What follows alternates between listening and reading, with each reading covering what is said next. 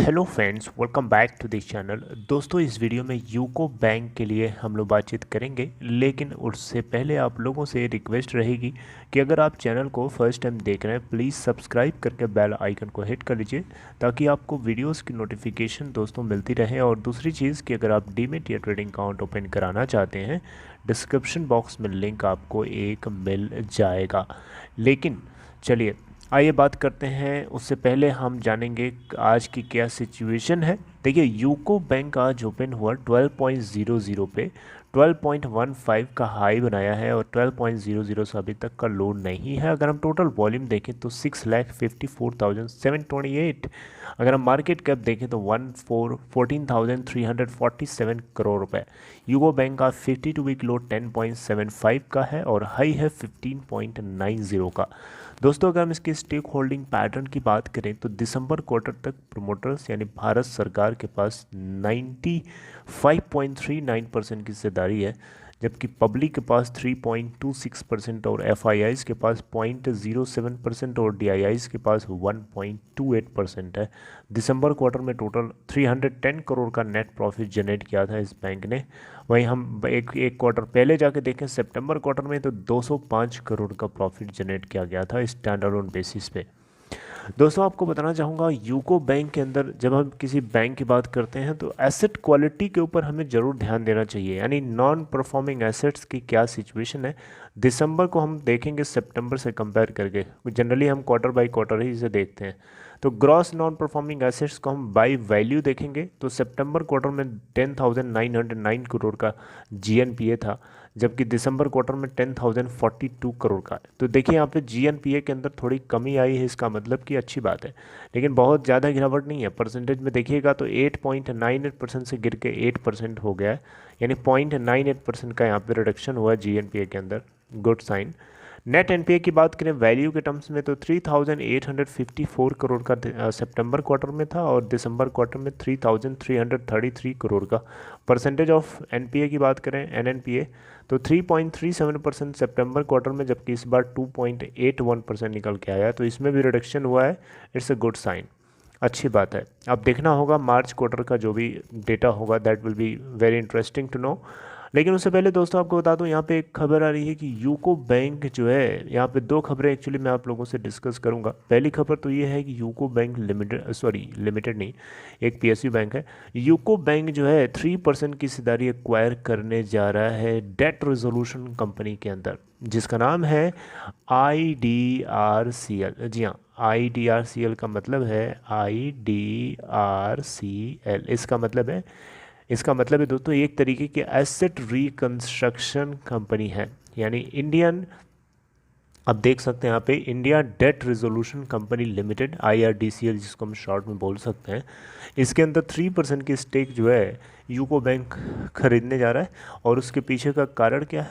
कारण ये है कि यूको बैंक जो है पार्टिसिपेट करना चाहता है IRCL के अंदर, ताकि IRCL जो है किसी भी तरीके से किसी भी बैंक, किसी भी PSU बैंक या कोई दूसरी PSU कंपनी भी हो सकती है, जो फाइनेंशियल कंपनी है, यानी नॉन बैंकिंग फाइनेंशियल कंपनी भी हो सकती है, तो वो अपने बुक्स को क्लीन करने के लिए अपने स्ट्रेस्ड लोन्स को, खट्टे लोन को, यानी वो तनावग्रस्त लोन को जो उसको रिकवर नहीं हो पा रहा है, ट्रांसफ़र कर सकते हैं यहाँ पे।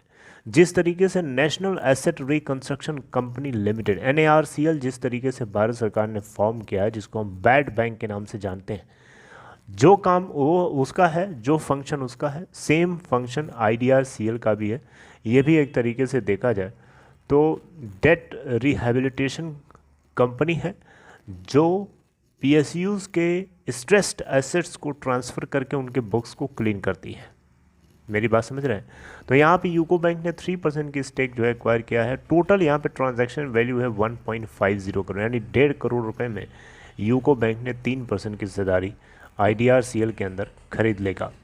9 मार्च 2022 को इन्होंने एक कॉन्ट्रैक्ट या एग्रीमेंट साइन किया बेसिकली। और आप देख सकते हैं सिचुएशन आपके सामने है। यहाँ पे बताया जा रहा है यूको बैंक की तरफ से कि 10 वर्किंग डेज़ के अंदर ये एक्वाजिशन कंप्लीट हो सकता है from the date of agreement. तो डेट ऑफ एग्रीमेंट 9 मार्च था, वहाँ से 10 दिन अब प्लस करेंगे तो 19 19 मार्च 2022 तक जाते जाते ये 3% की हिस्सेदारी इसकी हो चुकी होगी यूको बैंक की।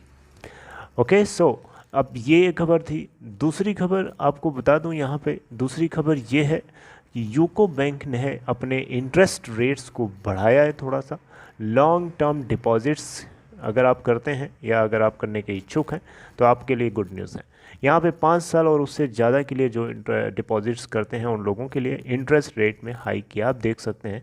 और बाकी पीएनबी वगैरह जितने बैंक्स हैं वो 1 साल पे 5% का एफडी देते हैं, fix deposit rate of interest देते हैं। जब ये आप देख सकते हैं 5.10% है, राइट। आप देख सकते हैं यहाँ पे इस तरीके से स्लाइटली बढ़ाया है, बहुत ज़्यादा नहीं बढ़ाया है। लेकिन दोस्तों यहाँ पे आपको बता दूँ, आईडीएसएल एक public sector asset rehabilitation agency है जिसमें 3% की हिस्सेदारी यूको बैंक ने खरीदने की कोशिश करी है। और यहाँ पे इस तरीके की एजेंसीज को सेटअप करने का मेन मकसद ही यही होता है, रिजोल्यूशन प्रोसेस को स्पीड देना और वैल्यू रिकवरी को मैक्सिमाइज करना। मेरी बात समझ रहे हैं?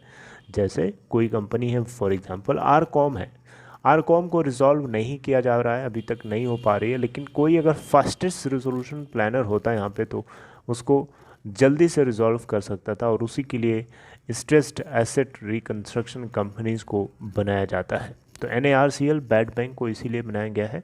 बहरहाल यहाँ पे इसका बैड बैंक से कोई लेना देना नहीं है, ये अलग है। Okay friends, so this was the news regarding UCO bank. 2 खबरें आप लोगों के साथ मैंने शेयर की। आगे कोई नई अपडेट आएगी तो मैं आपसे ज़रूर बातचीत करूँगा। Till then take care.